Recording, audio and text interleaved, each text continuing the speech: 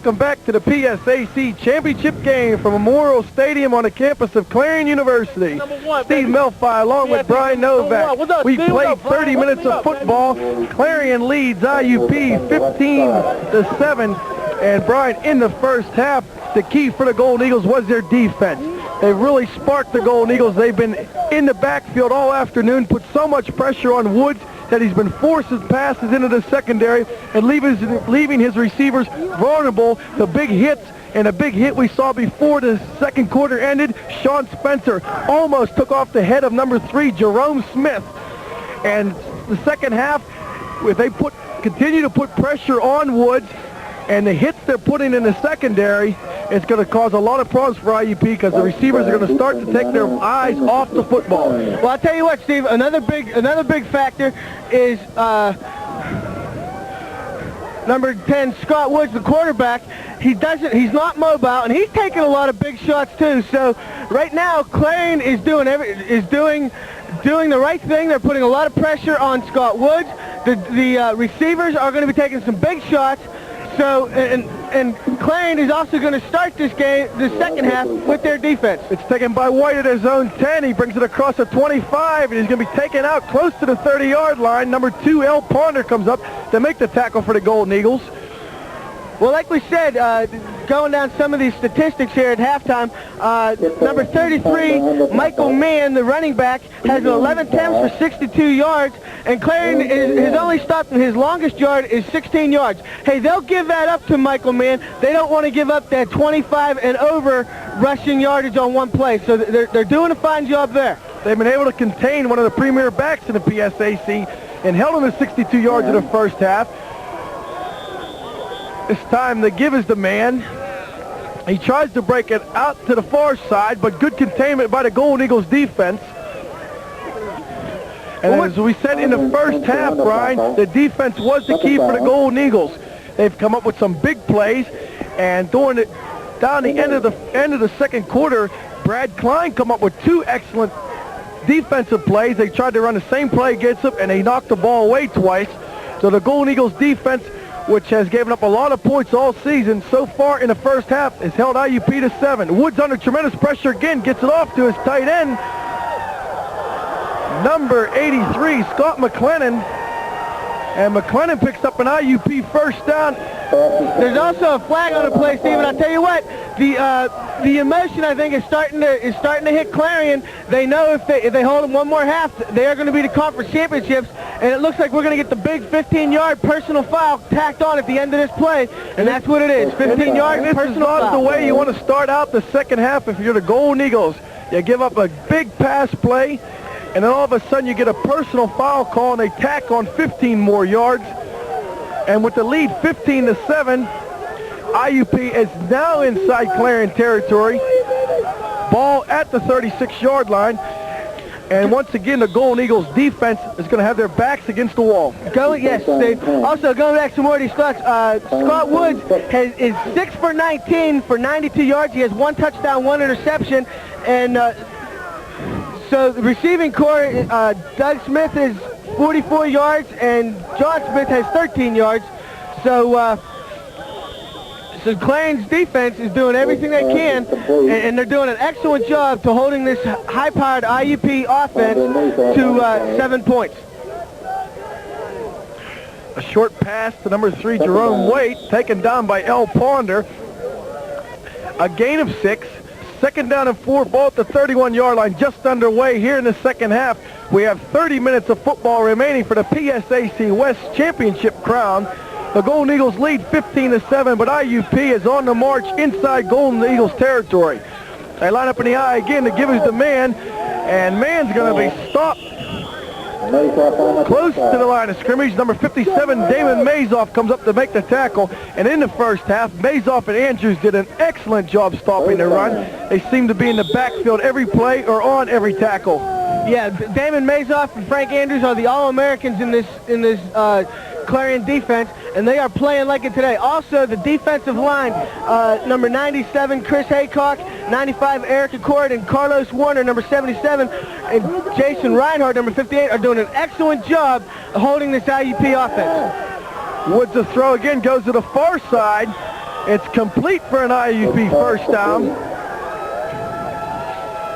Number 5 comes up, Derek Smith.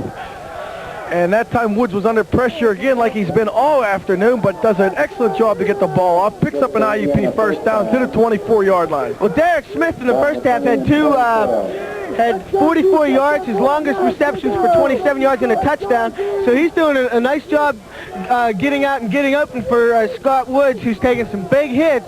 And I'm looking at towards the end of the third quarter, into the fourth quarter. Scott Woods is taking a lot of hits in this game, and he's under a lot of pressure, so maybe that might get to him.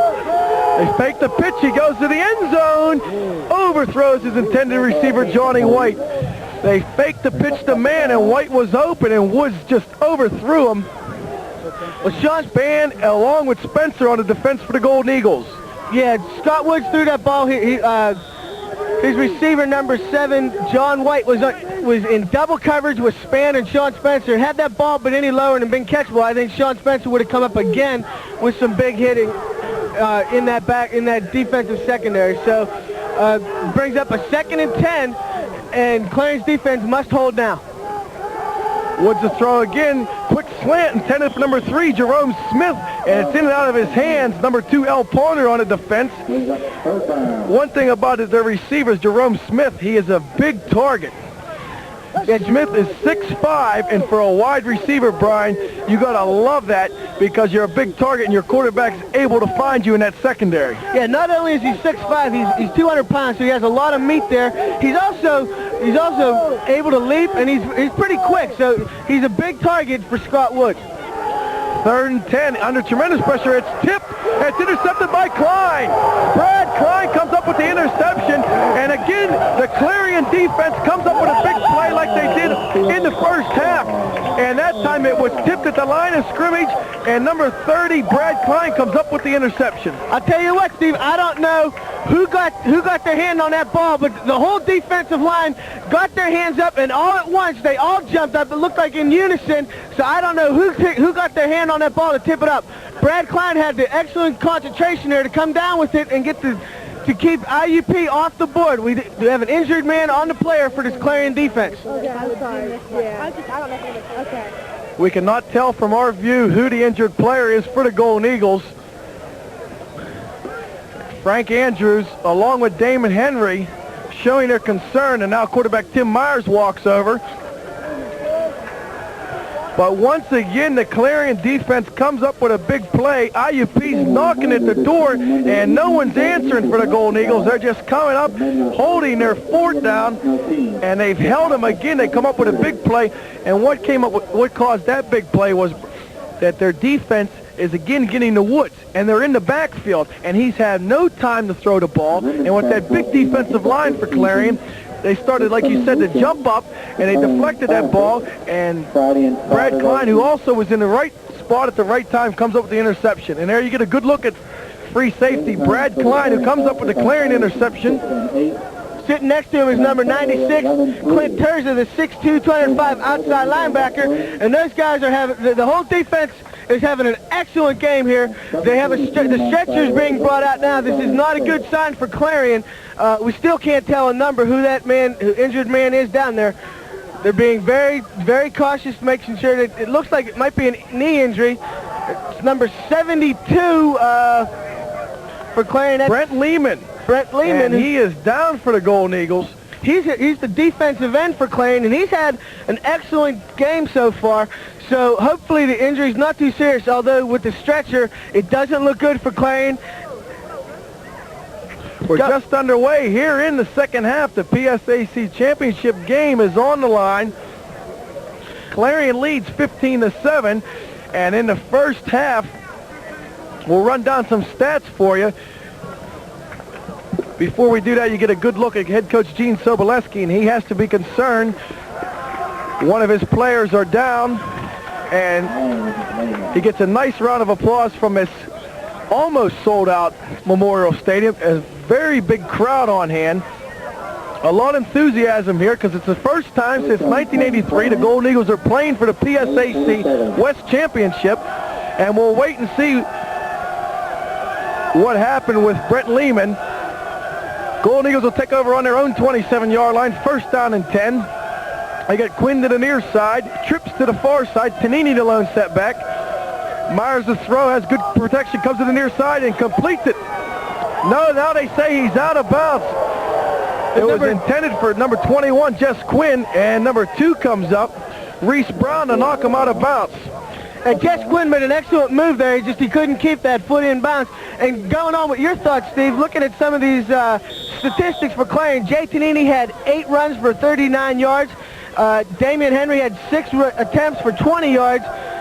Tim Myers is 14 for 23, keeping that streak going with 1 more touchdown. So the offense is, both the running game and the passing game is working for Clarion.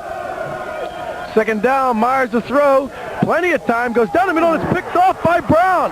Brown at the 30, still on his feet, 35, the 20. He got 1 man to beat the 5. And he's knocked out of bounds at the 7-yard line. Number 78 saves a touchdown. John Smith, the offensive guard, and he saved an apparent touchdown for the IUP Indians. Myers had plenty of time, went down the middle, and number 2, we've called his name all afternoon, Reese Brown, comes up with a big interception, and IUP is in excellent field position at the Clarion 7-yard line. This is not the way that Coach Sobolewski wanted to start out the second half. His defense has come up with a big play to hold IUP. He gets his offense on the field, who in the first half was able to move the ball. And number 2, Reese Brown, comes up with a huge play to get the IUP offense back on the field. Just to complete our thought here, in the receiving corps, Worthy has 40 yards receiving, Tanini has 25 yards receiving, and Tim Brown has 22 yards receiving, and he has 3 attempts to him, 2 more, and he gets the crown for the most receptions in a season. They move it back to the 34-yard line of Clarion. The pitch is to Man. Man cuts it up across the 35 to the 32-yard line. We're just underway here, 12 minutes remaining in the third quarter. Clarion's doing an excellent job on Michael Mann. It looks like he's getting a lot of yardage, but most of it is east and west. He's not able to turn upfield and go north to south. The Clarion defensive line is doing an excellent job of stringing that play out as long as possible, allowing the pursuit to catch Michael Mann before a minimal gain of 2 yards. A gain of 2 for Mann, second down and 8, ball on the 32. They line up in the I, Harrison, Mann. Smith to the near side, under pressure again, gets it off. Incomplete, intended for number 4, Chuck Wyatt. And again, Frank Andrews was in the backfield, put Woods flat on his back. Woods had no chance but to get that ball off as quick as he could, and he overthrew his intended receiver. Eldridge Ponder was on the coverage there, and he played the ball and played that pass perfectly. He did not allow number 4 to come back inside. That's Chuck Wyatt. He didn't let him come back inside. As soon as the ball was up, he turned, saw where the ball was going, and just kept pushing him further and further out of bounds, unable to come up with the ball. Third down. Again, it's a third down. He goes across the middle and completes it to number 5, Smith. He's at the 10, the 5. He dives to the end zone. Touchdown, Indians. Derek Smith on a 32-yard touchdown pass from quarterback Scott Woods. And IUP strikes first in the second half. Well, that's the second touchdown reception for Derek Smith. In the first half, he had an 11-yard pass from Scott Woods. Now he comes up with a big play. At the very end of that play, before he went out of bounds, you saw he dove across, because in football, the only thing that has to cross that goal line is the ball, not the body. He did an excellent move to get that ball across the line. And down by 2, head coach Frank Signetti has elected to go for the 2-point conversion to try to tie the game up at 15. Man, the lone setback. They have trips to the far side. Woods rolls to the far side, gets it off, short hops it, and the 2-point conversion fails. It's intended for number 7, Johnny White, and the pressure put on by the Clarion defense forced Woods to throw it sooner than he wanted to. Short hopped it, so the Clarion defense comes up with a big play. Damon Mazoff and Frank Andrews again putting that pressure on. They're coming in with from the inside and outside in their positions to put that pressure on Scott Woods. Clarion still leads 15-13.